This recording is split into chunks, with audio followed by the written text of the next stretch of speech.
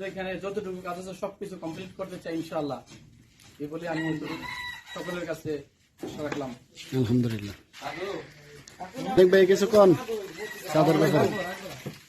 সবাইকে সালাম জানাইতেছি। আজকে ইনশাল্লাহ আমাদের মসজিদের সিঁড়ির কাজ শুরু হয়েছে, ইনশাল্লাহ ঢালাই দিছি। এখন আমাদের মেন টার্গেট হচ্ছে মসজিদের যে অবস্থা, মোটামুটি মসজিদ অনেক সব ঠিকঠাক আছে।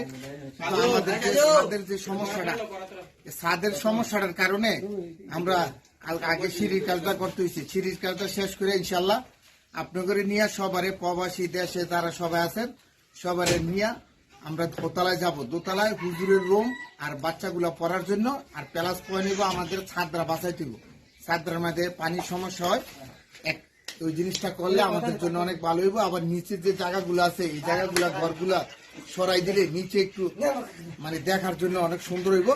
আর উপরে সবগুলা বাচ্চা গেলে আবার এটা গেলে আমাদের ছাদের জন্য উপকার হবে।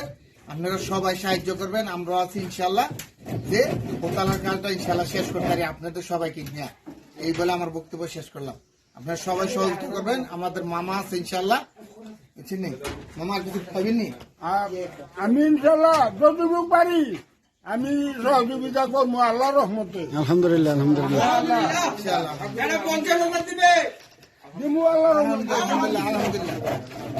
বিশেষ করে জজ মিয়া ভাইয়ের ভাতিজা অসুস্থ, এই কারণে বিশেষ কারণে ঢাকা চলে গেছে, আজকে উপস্থিত থাকতে পারে নাই।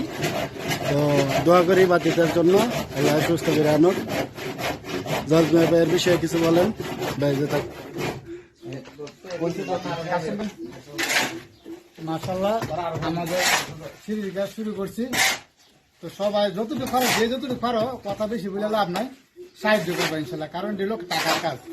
এখন সিঁড়ির কাজটা শেষ হইলে তারপরে আমরা যাবো উপরে দেখুন কিভাবে মানে যেভাবে ছাদরা মানে ইয়ে হয়ে গেছে, মানে খারাপ হয়ে গেছে, কিভাবে ঠিক করা যায় এবং কি হুজুরের ঘর পোলাফাইন কিভাবে লেখাপড়া করতে পারে ওইভাবে আমরা ইনশাল্লাহ কাজ করবো। তোমরা যে যতটুকু পারো সাহায্য করতে হবে, এটা সাহায্য ছাড়া কোনো উপায় নাই। সবাই যতটুকু পারো ইনশাল্লাহ সাহায্য করে, আমরা তো আছি।